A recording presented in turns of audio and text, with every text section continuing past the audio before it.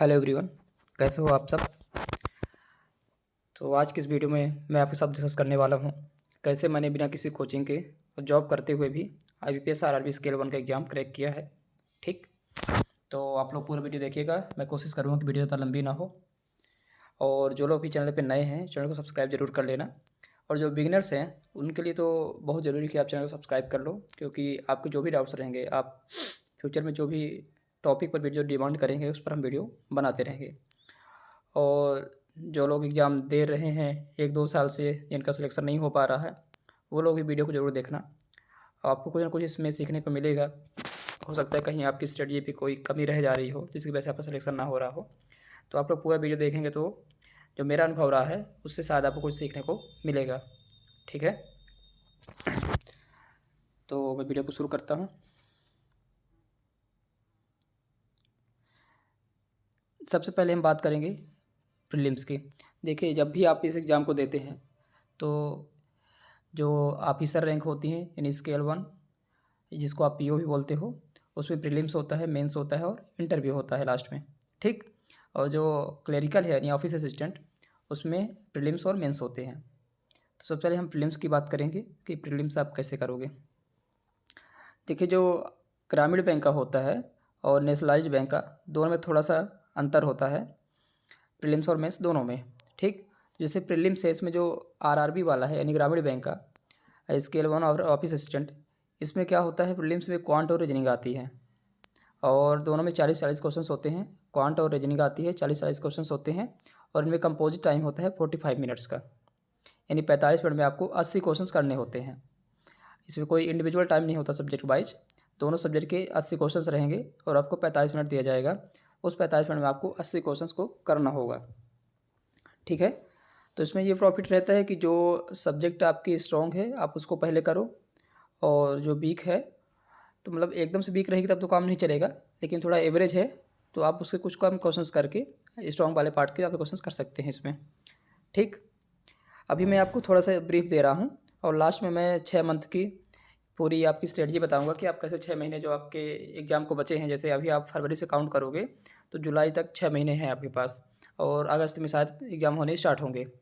तो 6 महीने हैं, उनको आप कैसे यूटिलाइज करोगे, किस तरीके से आप उन 6 महीने में स्टडी करोगे तो आपका सिलेक्शन जल्दी हो सकता है, तो वो लास्ट में बताऊँगा। अभी थोड़ा बहुत आपको प्रीलिम्स और मेंस के बारे में बताते हैं। ठीक, तो RRB में क्या है, क्वांट और रीजनिंग आएगी, 40-40 क्वेश्चन रहेंगे, यानी 80 क्वेश्चन रहेंगे, 80 मार्क्स रहेंगे इसमें, और 45 मिनट का आपको टाइम मिलेगा। ठीक, तो इसमें आपको जैसे अगर रीजनिंग, लगभग इसमें रीजनिंग क्वेश्चन ज़्यादा हो जाते हैं आपसे, तो 30-35 क्वेश्चन आप रीजनिंग के कर लिए, और ऐसे ही 25-30 क्वेश्चन आप क्वांट के कर लिए। कट ऑफ लगभग जाती है इसमें, पेपर पर डिपेंड करता है उसका टफनेस लेवल क्या है, तो 50-55 या मतलब 60 से तो कम ही गई है अभी तक, 60 से ऊपर अभी इसका कट ऑफ नहीं गया है, तो इसी रेंज में रहता है 50-55-60। तो इस हिसाब से आपको इसमें करना रहेगा। तो इसमें कैसे आप स्पीड बनाएंगे, क्या कैसे, सबकी हम चर्चा करेंगे। ठीक, और जो आपका IBPS PO होता है और क्लेरिकल, इसमें क्या रहता है, ये मैं जो कट ऑफ बताया हूँ ये स्केल 1 की बताया हूँ, ठीक है ना। ऑफिस असिस्टेंट का तो काफ़ी आता है, जैसे 80 में आपका उसमें चला जाता है 65-70, इस तरीके से जाता है, और किसी किसी स्टेट में 70 से भी ऊपर जाता है। ठीक, तो और IBPS में क्या होता है, क्वांट रहेगी 35 क्वेश्चन, 20 मिनट टाइम रहेगा, रीजनिंग में 35 क्वेश्चन, 20 मिनट टाइम, इंग्लिश में 30 क्वेश्चन, 20 मिनट टाइम। यानी जो IBPS PO और क्लर्क होता है, इसमें 3 सब्जेक्ट रहेंगे आपकी, क्वांट, रीजनिंग और इंग्लिश, और तीनों तीनों में आपका अलग अलग टाइमिंग दिया रहेगा, 20-20 मिनट का टाइम रहेगा, और क्वांट में 35 क्वेश्चन, रीजनिंग में 35 क्वेश्चन, और इंग्लिश में 30 क्वेश्चन करने रहेंगे आपको। और इन दोनों ही एग्ज़ाम में इंडिविजुअल कट ऑफ भी रहता है और ओवरऑल कट ऑफ भी रहता है, यानी आपका हर सब्जेक्ट में कट ऑफ क्वालिफाई होना चाहिए और ओवरऑल कट ऑफ तो क्वालिफाई होना ही चाहिए। ठीक, तब आपका सिलेक्शन होता है।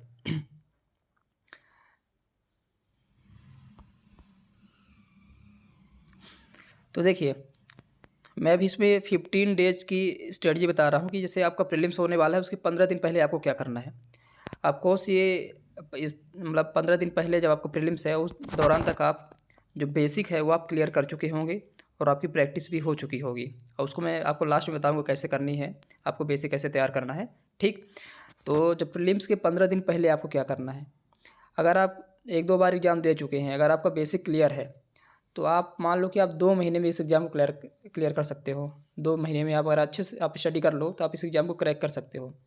प्रीलिम्स के लिए आपके जो 15 दिन लास्ट के होते हैं, बहुत इंपॉर्टेंट होते हैं।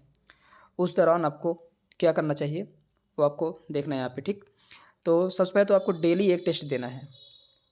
15 दिन पहले, जैसे एग्ज़ाम आपका प्रीलिम्स होने वाला है, उसके 15 दिन पहले आपको डेली एक टेस्ट देना ही देना है। इसमें कोई कंप्रोमाइज़ आपको नहीं करना है। आप टेस्ट को दोगे, ठीक। आपसे कितने अटेम्प्ट हुए और कितने मार्क्स आए आपके, इसमें ज़्यादा मैटर नहीं करता। अगर जैसे आप पहले दिन टेस्ट दोगे, तो हो सकता है आपके नंबर, जैसे 80 नंबर का रहेगा ये, तो इसमें हो सकता है आपको पहले दिन 15-20 नंबर ही आएँ, ठीक। 15-20 मार्क्स ही आपके आ रहे होंगे स्टार्टिंग में, पर उससे आपको घबराना नहीं है। आप उस टेस्ट को दिए, ठीक, 15-20 नंबर मार्क्स आए, ठीक है, आपको कोई दिक्कत नहीं। आपके जो क्वेश्चंस नहीं बने हैं, उनको आप दोबारा देखो, उनको अटेम्प्ट करो, और अगर नहीं कर पा रहे हो, ज़्यादा टाइम लो, अच्छे से करो उनको, और देखो उनका मतलब कॉन्सेप्ट सीखो उन क्वेश्चंस का। और अगर आपसे सॉल्व नहीं हो पा रहा, तो आप किसी से पूछ भी सकते हो, उनको करो एक बार, ठीक। मतलब अच्छे से प्रॉपर एनालाइज करो, कौन सा पार्ट आपका, कौन सा सेक्शन वीक हो रहा है आपसे कौन से क्वेश्चन, कौन से पार्ट क्वेश्चन नहीं हो पा रहे हैं, उसको आप पूरा नोट डाउन करो, ठीक। और जैसे आपके सिंप्लीफिकेशन के क्वेश्चन मान लो गलत हो रहे हैं, तो आप क्या करो, उनको अपने उसमें एक नोटबुक में लिख लो कि हाँ, सिंप्लीफिकेशन में आपको प्रॉब्लम आ रही है, या नंबर सीरीज में प्रॉब्लम आ रही है, या अरिथमेटिक में प्रॉब्लम आ रही है, ठीक। उसको आप नोट डाउन कर लो, और अरिथमेटिक में किस टॉपिक पे आ रही है ज़्यादा। फिर आप क्या करो कि जा कर के उन टॉपिक्स के क्वेश्चंस की प्रैक्टिस करो, ठीक। और टेस्ट को तो आप एनालाइज करो, और जो भी क्वेश्चंस रह गए हैं उनको दोबारा अटेम्प्ट करो। इतना करो आप, ठीक। तो आप डेली करो ये चीज़ 15 दिन पहले तक, तो आप देखोगे कि लास्ट तक में, ये जब एग्ज़ाम आपका होने वाला है, उससे पहले आपके मॉक में अच्छे नंबर आने लगेंगे। लगभग आप 40-50 से ऊपर आप नंबर से आने लगोगे, अगर बेसिक आपका क्लियर है तो, ठीक। और अगर जैसे देखो, जैसे कट ऑफ गई है मान लो 55-60 नंबर, और अगर आपके मॉक में 50 नंबर भी आ रहे हैं, तो आप कर लोगे, आप उतना क्वेश्चंस कर लोगे, वहाँ एग्जाम में कुछ ना कुछ बढ़ेगा ही आपका, क्योंकि जो मॉक्स रहते हैं, इनका जो टफनेस लेवल होता है थोड़ा ज़्यादा रहता है रियल एग्ज़ाम से, ठीक। और इसके अलावा आपको क्या करना है, डेली आप ये मॉक तो दो ही, आप डेली एक टेस्ट दो। इसके अलावा आप 10 क्वेश्चन नंबर सीरीज के, क्वाड्रेटिक इक्वेशन के 10 क्वेश्चन, सिंप्लीफिकेशन के 10 क्वेश्चन, अरिथमेटिक के, इनको आप डेली करो, डेली प्रैक्टिस करो। इतने क्वेश्चन आप डेली, कहीं से भी आपको क्वेश्चन मिल जाएंगे, बहुत सारे टेलीग्राम में कई सारे ग्रुप्स में आपको मिल जाएंगे क्वेश्चन PDF के फॉर्म में, और बहुत सारे सोर्सेज हैं इसके, आपको मिल जाएंगे। या तो आप यूट्यूब से भी कर सकते हो, इतने सारे यूट्यूब में टीचर्स हैं, वो लोग पढ़ाते रहते हैं, तो वहाँ से भी आप कर सकते हो। और 2 पजल सेटिंग करो, सीटिंग अरेंजमेंट और पजल्स के 2 करो आप डेली। इससे क्या होगा, इससे आपकी स्पीड बढ़ेगी, ये चीज़ करने से आपकी स्पीड बढ़ेगी। और जो प्रीलिम्स है वो पूरा स्पीड का खेल है, स्पीड और एक्यूरेसी का। अगर आपकी स्पीड अच्छी है और एक्यूरेसी अच्छी है, तो आप इस पार्ट में अच्छे से कर जाओगे, आप प्रीलिम्स निकाल लोगे, ठीक। तो ये 15 दिन पहले की स्ट्रेटजी है प्रीलिम्स से। ओके, चलते हैं, देखते हैं मेंस में क्या है।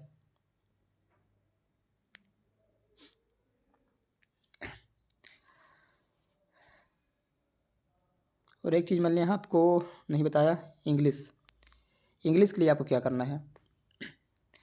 इंग्लिश में भी आप 15 दिन पहले क्या करोगे, वही टेस्ट दे रहे हो आप, उसमें इंग्लिश के क्वेश्चंस जो रहेंगे, कुछ तो जैसे आप पूरा, जैसे आप इसमें कंप्रीहेंसन है, आप उसको पढ़ो, क्वेश्चन सॉल्व करो, डरना नहीं, कंप्रीहेंसन को पढ़ते समय डरना नहीं। क्या होता है, जो हिंदी बैकग्राउंड है जिनका, खासतौर पर उनको आप टेस्ट देते समय आप घबरा जाते हो कि इंग्लिश का क्या होगा, कैसे होगा, नहीं बनेगा, इतना बड़ा पैसेज है, कैसे करें। तो आप उसको रीड करो, उसके क्वेश्चंस करो, और जो भी उसमें जितने भी सेक्शंस है, एरर्स वगैरह हैं, क्लोज टेस्ट है, उन सबको आप अटेम्प्ट करो, ठीक। 20 मिनट जितना कर सकते हो आप अटेम्प्ट करो, और अटेम्प्ट करने के बाद जब टेस्ट कंप्लीट हो जाए, तो उसके बाद आप दोबारा उस पे जाओ, जो क्वेश्चन देखो आप कौन से बने हैं, कौन से नहीं बने हैं, उनको आप फिर से करो, ठीक। इसमें आप टाइम दो, तो नंबर बढ़ेंगे आपके, पक्का बढ़ेंगे।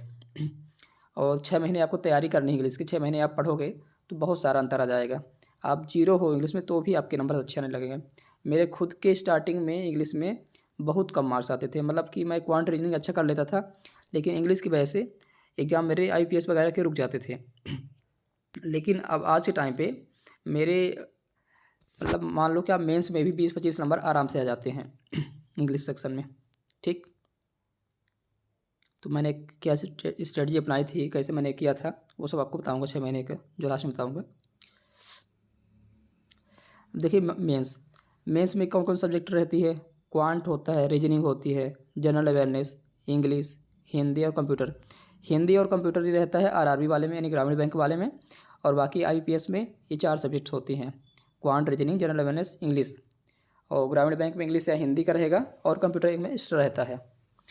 तो क्वांट वही आप टेस्ट सीरीज से करोगे, जैसे प्रीलिम्स आप दे आए, ठीक, उसके बाद आप आ करके ये मत सोचो कि आपका प्रीलिम्स निकलेगा नहीं निकलेगा। अगर ठीक ठाक गया है, मतलब अगर जो कट ऑफ्स रहते हैं उसके आसपास है अगर आपका या तो एग्ज़ाम टफ है, ये पता चल जाएगा आपको। उसके हिसाब से अगर आपके अटेम्प्ट ठीक ठाक हैं तो आप आ करके टाइम वेस्ट मत करना, मेंस की तैयारी शुरू कर देना। और इस समय मेंस तैयारी कैसे करनी है, वही आप टेस्ट सीरीज दो, टेस्ट के क्वेश्चन सॉल्व करो। आप ऐसा भी कर सकते हो मेंस के लिए कि जो टेस्ट है आपका उसको आप शुरू में ही सबमिट कर सकते हो, और उसमें फिर आप क्वांट के जो क्वेश्चंस है उनको आप टाइम लेके आराम से सॉल्व करो। समय तो लगेगा, जो मेंस है उसके क्वेश्चंस टफ होते हैं, तो उसमें आपको समय देना पड़ेगा ज़्यादा तो आप उसके क्वेश्चन सॉल्व करो, और रीजनिंग के भी सॉल्व करो। ठीक है, क्वांट और रीजनिंग के जरूर सॉल्व करो, और इंग्लिश के सॉल्व करो। जीए आप यहाँ पे छोड़ भी सकते हो, जीए के लिए आप अलग से पढ़ सकते हो। तो क्वांट रीजनिंग के क्वेश्चन करो और इंग्लिश क्वेश्चन करो। ओके। और टेस्ट जैसे आप डेली मत करना, मेंस का डेली मत करना, डेली बहुत ज़्यादा भारी पड़ जाएगा। जैसे 2 दिन 3 दिन में एक टेस्ट आप करो, क्योंकि प्रीलिम से मेंस के बीच में काफ़ी समय रहता है। आप कम से कम अगर 10 मेंस के टेस्ट दे लिए तो पर्याप्त रहेगा, उसको पूरा सॉल्व कर लिए तो। ठीक, तो क्वांट, रीजनिंग और इंग्लिश आप यहाँ से करोगे। और इंग्लिश के लिए आप डेली न्यूज़पेपर रीड करते रहना, ये तो शुरू से ही कर देना, आज से ही समझ लो, कल सुबह से ही स्टार्ट कर देना न्यूज़पेपर पढ़ना। या और ग्रामर अगर आपकी वीक है तो यूट्यूब की वीडियोज़ देख लेना। और इंग्लिश रीडिंग में काफ़ी प्रॉब्लम आ रही है, तो उसके लिए भी यूट्यूब में आप वीडियोज़ पढ़ी हैं कई सारी, जैसे एक आशीष सर हैं, वो पढ़ाते हैं इंग्लिश, वो डेली हिंदी का कोई ना कोई एडिटोरियल डिस्कस करते हैं, तो आप उनसे डेली पढ़ो, तो आप 2-3 महीने बाद काफ़ी ज़्यादा आप इम्प्रूवमेंट आपको लगेगा, काफ़ी ज़्यादा आप इम्प्रूवमेंट कर चुके हो। ठीक, तो आप वहाँ से देख सकते हो, उनके वीडियोज़ देख सकते हो आप डेली के, या तो आप न्यूज़पेपर पढ़ो खुद से, अगर ठीक ठाक है आपकी इंग्लिश तो। ये चीज़ करना है आपको इंग्लिश में। और जनरल अवेयरनेस में, जीए वाले सेक्शन में आपको डेली न्यूज़ पे रीडिंग करनी है। और हाँ, अगर आप मान लो कि रीडिंग किसी वजह से नहीं कर पाए हो, या तो आप जॉब कर रहे हो तो आप रीडिंग नहीं कर पाए हो, जीए नहीं पढ़ पाए हो, यानी करंट अफेयर्स नहीं पढ़ पाए हो, तो उसके लिए भी आप कर सकते हो। मैं बताया था ना कि 2 महीने में अगर आपका बेसिक क्लियर है तो आप 2 महीने में भी इस एग्ज़ाम को क्रैक कर सकते हो। ठीक, यानी 2 मंथ्स में भी आप इस एग्ज़ाम को क्लियर कर सकते हो। कैसे?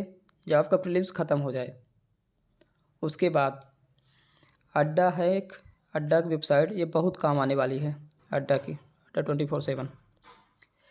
यहाँ से ये लोग एक तो मंथली कंपाइलेशन देते हैं करंट अफेयर का, और इसके अलावा डेली का भी देते हैं, और एग्ज़ाम से पहले ये एक कैप्सूल निकालते हैं।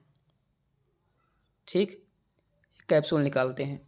अगर आप उस कैप्सूल को 3 से 4 बार पढ़ लेते हो तो यकीन मानो आप जीए में बहुत अच्छा स्कोर कर लोगे।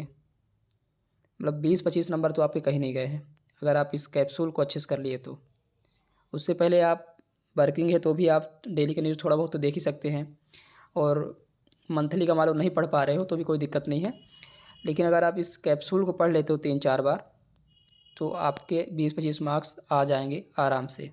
ठीक, तो ये कैप्सूल मान लो रामबाण है।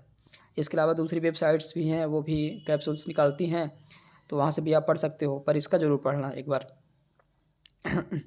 और जो लोग आज से ही तैयारी कर रहे हैं, अच्छे से कर रहे हैं, वो लोग तो पहले डेली न्यूज़ पढ़ो, और फिर मंथली जो कंपाइलेशन है द हिंदू का उसको पढ़ो, और फिर लास्ट में आप कैप्सूल भी पढ़ सकते हो रिवीजन के लिए। ठीक, तो ये आपका जीए में ऐसा रहेगा।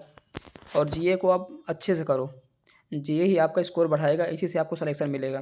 क्वांट रीजनिंग में तो हो सकता है आप एवरेज मार्क ही ला पाओ, बट आप जीए में अच्छा कर सकते हो। और इंग्लिश का तो ठीक है, डेली पढ़ोगे और यूट्यूब वीडियोज़ से, वीडियो सोर्स भी बता दिया हूँ मैं, आशीष क्लासेस करके हैं, वो सर पढ़ाते हैं इंग्लिश, काफ़ी अच्छा उनका है, ट्यूटोरियल पढ़ाते हैं डेली। और ग्रामर किसी से भी कर लेना, जो बैंकिंग का ग्रामर करवाए हैं, तो ग्रामर एक बार आपका सही हो जाएगा। इसके बाद है हिंदी।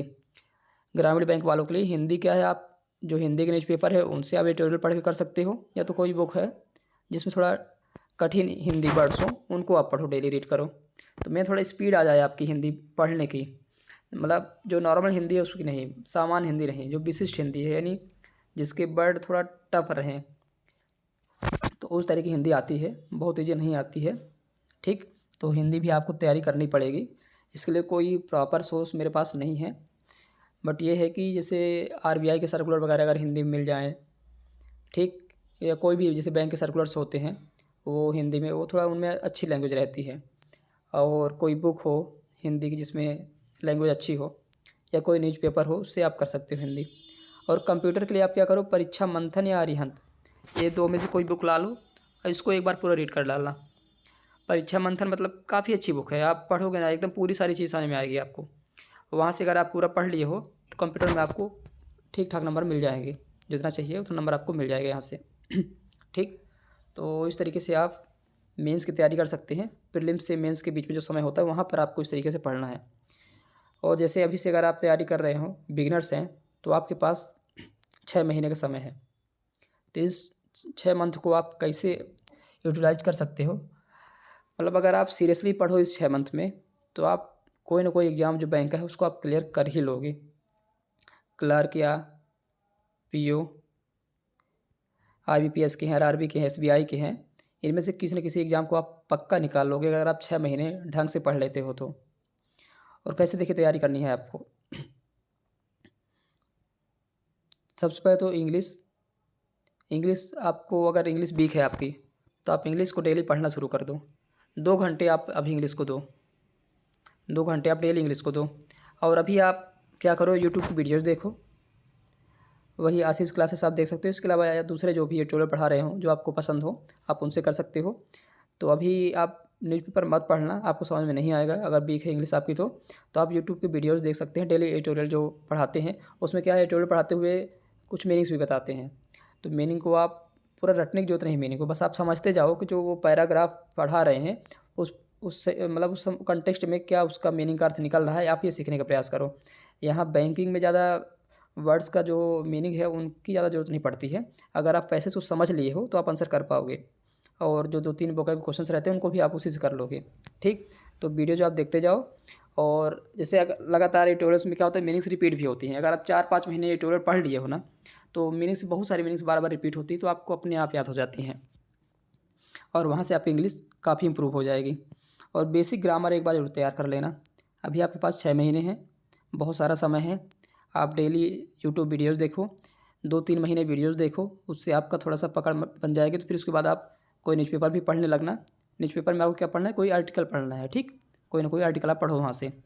और बेसिक ग्रामर अभी से कर लो, डेली 2-4 रूल पढ़ो, तो 2-3 महीने में सारे जो ग्रामर का है वो कंप्लीट हो जाएगा। इसको भी आप यूट्यूब से ही कर लेना, यूट्यूब में आपको मिल जाएगा ग्रामर का। बैंकिंग के लिए आप डालोगे बेसिक ग्रामर रूल्स तो आपको मिल जाएंगे, तो वहाँ से आप कर लेना इसको। ठीक, तो इंग्लिश को आपको कम से कम 2 घंटे डेली देना है। इसके बाद है क्वांट। सबसे पहले आपको क्या करना है, 2 घंटे आप बेसिक पे दो। जो लोग बिगिनर्स हैं उनके लिए है कि आप पहले अपना बेसिक कंप्लीट करो, 2 घंटे दो बेसिक पे, फिर 1 घंटे प्रैक्टिस करो। और बेसिक क्वांट आपको पढ़ना कहाँ से है, देखिए क्वांट के लिए सबसे इम्पोर्टेंट टॉपिक कौन से हैं ये आपको बताता हूँ। एक तो हो परसेंट वाला टॉपिक, फिर रेशियो और एवरेज, ये हैं इसके अरिथमेटिक के ये 3 बहुत इंपॉर्टेंट टॉपिक हैं। और परसेंट और रेशियो एवरेज, इनका उपयोग तो मतलब आपकी स्पीड बढ़ाने में भी काफ़ी ज़्यादा हेल्पफुल रहते हैं ये। परसेंट रेशियो का तो उपयोग बहुत ज़्यादा है, जैसे आप सिंप्लीफिकेशन करते हो वहाँ भी परसेंट और रेशियो का ही काम रहेगा, जोड़ना रहेगा, गुणा करना रहेगा, घटाना रहेगा, ये चीज़ रहेगी। इसके अलावा क्या करेगा, परसेंट डाल देगा या तो रेशियो डाल देगा। ठीक, तो परसेंटेज और रेशियो आप सबसे पहले करो इसमें। जब क्वांट आप तैयारी करना स्टार्ट करते हो सबसे पहले आप परसेंटेज करो और रेशियो करो। इनका बेसिक भी आपको यूट्यूब में वीडियोज़ मिल जाएंगी, वहाँ से आप कर सकते हो। या तो आप कोई कोचिंग किए हो, कर रहे हो, वहाँ से भी कर सकते हो। ज़रूरी नहीं आप कोचिंग करो, बिना कोचिंग के भी आप आराम से एग्ज़ाम कर सकते हो ये, ठीक। तो परसेंटेज और रेशियो सबसे पहले करो आप। अगर आप लोग बोलोगे तो मैं भी इस पर वीडियोज़ बना के डाल सकता हूँ। मेरे चैनल पे एक वीडियो डाला है मल्टीप्लिकेशन फैक्टर का, उसको आप देखना। परसेंटेज का वो मतलब बेस है। मल्टीप्लिकेशन फैक्टर मतलब काफ़ी ज़्यादा हेल्पफुल रहता है, बहुत सारी समस्याएं आपकी हेल्प वो ख़त्म कर देगा, स्पीड बढ़ाने में काफ़ी हेल्पफुल रहेगा। तो वीडियो आप देख सकते हो, देख लेना, मेरे इसी चैनल पे डाला हुआ है, ठीक। और जो भी टॉपिक आप बताओगे मैं उस पर वीडियो बना सकता हूँ। मेरे को जैसे संडे संडे को टाइम मिलता है और उसके हिसाब से मैं कुछ ना कुछ आपकी हेल्प करता रहूँगा, ठीक। तो आप सबसे पहले परसेंटेज करना, फिर रेशियो करना, उसके बाद एवरेज करना। इसके बाद फिर आप सिंप्लीफिकेशन या नंबर सीरीज वगैरह, क्वाड्रेटिक इक्वेशन और अरिथमेटिक जो अदर टॉपिक है उनको आप करना, तो आपकी स्पीड अच्छी बन जाएगी, ठीक। और जो स्पीड बढ़ाने के कुछ रूल्स होते हैं, कुछ चीज़ें हैं, उनको भी आप कर लेना, तो वहाँ से आपकी स्पीड बन जाएगी क्वांट में, ठीक। तो यहाँ से आप क्वांट कर लेना। डेली आप कम से कम 1.5-2 घंटे क्वांट में बेसिक पे दो, और उसके बाद 1 घंटे प्रैक्टिस ज़रूर करो। प्रैक्टिस ही सब कुछ है बैंक के एग्ज़ाम में, प्रैक्टिस के अलावा कुछ भी नहीं है यहाँ। अगर आप प्रैक्टिस अच्छे से कर लिए हो, स्पीड बना लिए हो, तो आप इसको कर जाओगे, क्रैक कर लोगे। अगला है रीजनिंग। रीजनिंग में वही 1.5-2 घंटे आप दो बेसिक पे, बेसिक करो। और पहले तो सिलेबस आप लिख लेना क्या क्या सिलेबस में है रीजनिंग के, और उन सारे टॉपिक्स को आप एक एक करके उनका बेसिक पढ़ो और फिर उनकी प्रैक्टिस करो। और आप अभी से 1.5-2 घंटे बेसिक पे दो और 1 घंटे प्रैक्टिस पे दो। सीटिंग और पजल पे विशेष ध्यान देना। पजल और सीटिंग पे आपका फोकस होना चाहिए रीजनिंग में, क्योंकि मेंस में तो इन्हीं के दम पे आप कर पाओगे जो भी कर पाओगे। और प्रीलिम्स में भी आजकल पजल सीटिंग बहुत ज़्यादा क्वेश्चन आ रहे हैं इसके। जैसे आपका 40 नंबर का है तो कम से कम 25 नंबर या 30 नंबर तक सीटिंग और पजल के क्वेश्चन आ जाते हैं। और इसके अलावा तो इनइक्वालिटी वगैरह आती है, सिलॉक्स आते हैं, वो ज़्यादा टफ टॉपिक नहीं है, उनको तो आप एक बार कर लोगे तो आराम से बन जाएंगे। पर पजल और सीटिंग पे आप विशेष फोकस रखना, ये प्रीलिम्स और मेंस दोनों में काम आएंगे, ठीक। इसके बाद है जनरल अवेयरनेस। अभी से आप जनरल अवेयरनेस पढ़ना शुरू कर दो। इसमें क्या, जीए में क्या पढ़ना है आपको, करंट अफेयर्स पढ़ना है। करंट अफेयर के अलावा जो स्टैटिक जीके है, जीके वाला पार्ट है, या तो बैंकिंग अवेयरनेस है, उससे ज़्यादा क्वेश्चंस आते नहीं हैं। 1-2 क्वेश्चन मिल जाएँ कभी तो अलग बात है, पर उससे क्वेश्चन ज़्यादा आते नहीं हैं। तो आप करंट अफेयर्स पे ज़रूर फोकस करो। अभी आप क्या करो, आधे घंटे जो डेली के न्यूज़ रहती हैं, अड्डा से ही आप पढ़ सकते हो। डेली के न्यूज़ आप पढ़ना शुरू कर दो वहाँ से। और अभी आपके पास काफ़ी सारा समय है, 6 महीने का टाइम है। तो आप क्या करो, सबसे पहले तो डेली न्यूज़ पढ़ा करो। उसमें आपको स्टार्टिंग में 30 मिनट लगेंगे, लेकिन उसके बाद धीरे धीरे आप 15-20 मिनट कर लोगे। और जिसको इंग्लिश इंप्रूव करनी है उसके लिए ये भी अच्छी चीज़ है कि आप जीए भी इंग्लिश में ही पढ़ो, हिंदी में मत पढ़ो, जीए में ही पढ़ो, इंग्लिश में ही पढ़ो। और जो क्वांट रीजनिंग क्वेश्चन है उनको भी आप इंग्लिश में सॉल्व करो, तो इससे भी आपकी इंग्लिश इंप्रूव होगी। मैंने ये चीज़ किया है, अपने ऊपर अपनाई है, तो इसलिए मैं बता रहा हूँ कि आप इंग्लिश अगर इंप्रूव करना चाहते हो तो आप जो सारे सब्जेक्ट्स हैं आपके उनको भी आप इंग्लिश में सॉल्व करो, तो इससे भी आप इंग्लिश इंप्रूव होती है। और जिनका काफ़ी ज़्यादा वीक है इंग्लिश, तो वो लोग ऐसे मत करना कि फिर कुछ ये भी सब्जेक्ट ना बने, इंग्लिश तो है ही, तो कम से कम ग्रामीण बैंक के लिए तो उनका अच्छा रहे, तो वो लोग इंग्लिश को इग्नोर भी कर सकते हैं, ठीक। तो जीए के लिए आप यही करो, अभी से डेली का न्यूज़ पढ़ो। और उसके बाद फिर आप जैसे 1 महीने हो जाएँ तो आप क्या करो, जो हिंदू रिव्यू आएगा अड्डा में ही मिलेगा, पूरे हिंदी रिव्यू दे, उसमें क्या है 1 मंथ का पूरा करंट अफेयर जो है उसको कंपाइल करके देगा, तो फिर उसको आप पढ़ो। नोट्स बनाना ज़रूरी नहीं है, क्योंकि आपको सब कुछ उसमें नोट्स बना हुआ मिल जाता है। और जिनको शौक़ है नोट्स बनाने को, नोट्स भी बना सकते हैं अपनी भाषा में लिखा हुआ। किसी किसी को ज़्यादा समझ में आता है तो वो लोग नोट्स भी बना सकते हैं, क्योंकि अभी समय आपके पास है, ठीक। 8 से 9 घंटे अगर आप पढ़ाई करते हो डेली, अगर आप वर्किंग नहीं हो तो आप आराम से नोट्स बनाओ, सब कुछ करो, आप अच्छे से कर लोगे, ठीक। लेकिन जो लोग जिनके पास टाइम नहीं है तो वो लोग नोट्स बनाने पे ध्यान मत दें। आप डेली वहाँ से न्यूज़ पढ़ो और मंथ के एंड में हिंदी रिव्यू पढ़ लो, और लास्ट में उनका जो कैप्सूल आएगा उससे कर लेना, तो वहाँ से आपका अच्छा हो जाएगा, ठीक। देखो अगर आप 4 महीने अच्छे से कर लोगे तो ये आपका बेसिक तो पूरा क्लियर हो जाएगा, यहाँ का बेसिक आपका सही हो जाएगा। तो उसके बाद फिर आप टाइम कम कर सकते हो, जैसे इंग्लिश को आप फिर 1.5 घंटे दो, क्योंकि फिर आपको वही एटोलेट रीडिंग करनी रहेगी, एटोलेट पढ़ो और उसको समझो। ठीक। और क्वांट को आप 1 घंटे प्रैक्टिस के लिए दो, रीजनिंग में 1 घंटे प्रैक्टिस करो डेली। और जीए में समय बढ़ा देना, 4 महीने बाद जीए में समय बढ़ा देना, जनरल अवेयरनेस में। जो करंट अफेयर्स आप पढ़ रहे हैं 4 महीने का आप पढ़ चुके होंगे, ठीक, तो उनको आपको फिर रिवीजन भी करना है। और रिवीजन करना बहुत ज़रूरी है, क्योंकि जीए वाले पार्ट में बच्चों के नंबर बहुत कम आते हैं, मैं खुद देखा हूँ, बहुत कम नंबर्स आते हैं इसमें। तो रीज़न यही है कि आप उसका रिवीजन नहीं कर पाते हो प्रॉपर, तो जो चीज़ें हैं वो आपको भूलती जाती हैं पीछे की। इसलिए आप क्या करना, 4 मंथ के बाद जीए का समय बढ़ा देना, कम से कम 2.5 घंटे पढ़ो उसको। ये समय तो मैं अपने हिसाब से बताया हूँ, आप थोड़ा बहुत इसमें एडजस्ट कर सकते हो, उसमें कोई इशू नहीं है।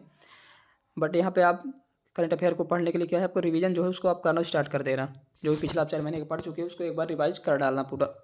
ठीक। और कंप्यूटर भी पढ़ना स्टार्ट कर देना, शुरू में मत पढ़ना, लेकिन 4 महीने बाद आप कंप्यूटर पढ़ना स्टार्ट कर देना। जैसे डेली एक टॉपिक उठाना है आप, मतलब जैसे आप परीक्षा मंथन से अगर पढ़ोगे तो आपको आधे घंटे लगेंगे एक टॉपिक को करने में, कभी कभी 1 आध घंटे भी लग सकते हैं एक टॉपिक में। काफ़ी ईजी लैंग्वेज में है और आप पढ़ते जाओगे, आपको समझ में आ जाएगा। ठीक। तो वहाँ से आप कर लेना। और आप टेस्ट देना भी स्टार्ट कर देना। 1 वीक में आप एक मेंस का टेस्ट देना और एक प्रीलिम्स का टेस्ट देना। जैसे आज जैसे मेंस का टेस्ट दे दिए आप, तो फिर उसका 2 दिन अगले 2 दिन क्या करो, उसका एनालाइज करो, जो भी क्वेश्चन नहीं बने हैं उन क्वेश्चन को दोबारा सॉल्व करो। ठीक। पर इसमें जब आप टेस्ट दे रहे होगे तो आप मेन फोकस रखना क्वांट, रीजनिंग और इंग्लिश पे, इन्हीं क्वेश्चन आप सॉल्व करना। बाकी जीए आप करंट अफेयर पढ़ते रहो अपने हिसाब से। ठीक। जो टेस्ट में है उनको करंट अफेयर को भी जरूरी है आप करो। जब आपका लास्ट में जब प्रीलिम्स हो जाएगा उसके बाद फिर आप जो ऑब्जेक्टिव क्वेश्चंस रहेंगे टेस्ट में उनको आप करना फिर करंट अफेयर्स के। ठीक। अभी इसको आप छोड़ सकते हो, करंट अफेयर यहाँ पे छोड़ सकते हो। अभी आप क्या करना, जैसे टेस्ट देना मेंस का, तो उसमें जो क्वेश्चन, काफ़ी सारे क्वेश्चन नहीं बनेंगे शुरू में, तो बहुत कम नंबर आएंगे, आपको लगेगा कि कुछ नहीं होने वाला है, सब बहुत ख़राब बहुत डिमोटिवेशन भी फील होगा। स्टार्टिंग में नंबर बहुत कम आते हैं मेंस के जब टेस्ट दोगे आप तो। पर आप उससे ज़्यादा लोड मत लेना, आप तैयारी करते रहो, धीरे धीरे आ जाएगा। तो जो भी क्वेश्चंस रहेंगे उसको आप फिर सॉल्व करना क्वांट, रीजनिंग और इंग्लिश के टेस्ट देने के बाद। ठीक है। ऐसे आप फिर हफ्ते में एक प्रीलिम्स का भी टेस्ट देना शुरू कर देना। जैसे आप शुरू में दिए टेस्ट तो 3 दिन मान लो आप मेंस का करो, जो भी क्वेश्चन रह गए उनको करो, फिर प्रीलिम्स का दो। आज जैसे प्रीलिम्स का टेस्ट दे दिए तो जो भी क्वेश्चन नहीं बने उनको आप अगले दिन या तो उसी दिन आप कर लो, फिर सारे क्वेश्चन दोबारा सॉल्व कर लो। ठीक। फिर 1-2 दिन का ब्रेक दे सकते हो, फिर अगले हफ्ते फिर से ऐसे करो। जब तक प्रीलिम्स का एग्ज़ाम नहीं आ जाता उसके 15 दिन पहले तक ये चीज़ आपको करनी है। और उसके 15 दिन बाद फिर आपको क्या करना है वो बता चुका हूँ, वहाँ से फिर आप उस तरीके से करने लगना, प्रीलिम्स पर फोकस करना। ठीक। और प्रीलिम्स देने के बाद आप जैसे ही आओगे मेंस पे लग जाना। ठीक। तो आपके जो सिलेक्शन का जो सबसे मेन पॉइंट रहेगा, मेन टॉपिक रहेगा, वो रहेगा जीए। जीए में क्या, करंट अफेयर। ठीक। ये सबसे बड़ा रोल प्ले करेगा। उसके बाद इंग्लिश। इंग्लिश आप इसलिए अच्छी कर लो, अभी से प्रैक्टिस करोगे तो इंग्लिश अच्छी हो जाएगी। इन दोनों में अगर आप अच्छा स्कोर कर लेते हो, करंट अफेयर्स और इंग्लिश में, यानी इनका आप समझ लो कि इंग्लिश में जैसे 20+ करो और करंट अफेयर्स में 25+, इन दोनों को मिला के कम से कम आप 40-45 नंबर ले आते हो, तो फिर अगर क्वांट, रीजनिंग आपकी एवरेज है तो वहाँ से कम चल जाएगा आपका। ठीक। तो इस तरीके से आप तैयारी करो, आपका सिलेक्शन पक्का हो जाएगा।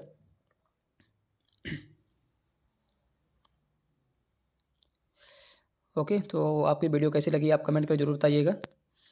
और वीडियो को जो भी लोग आपके संपर्क में हैं, तैयारी कर रहे हैं, उनके साथ शेयर जरूर करो। चैनल को सब्सक्राइब जरूर कर लेना। और जो आपके डाउट्स है उसको आप कमेंट करके पूछो। और आप और कौन से टॉपिक्स पे वीडियो चाहिए आप ये भी कमेंट करना, उस टॉपिक में मैं कोशिश करूँगा वीडियो बनाने की। ठीक है। मैं कोशिश करूँगा कि हफ्ते में एक बार आपके सामने कुछ ना कुछ लेकर आऊँ जिससे आपकी हेल्प हो सके। तो आप लोग नेक्स्ट वीडियो टॉपिक क्या होना चाहिए आप ज़रूर बताना। ओके। Thank you.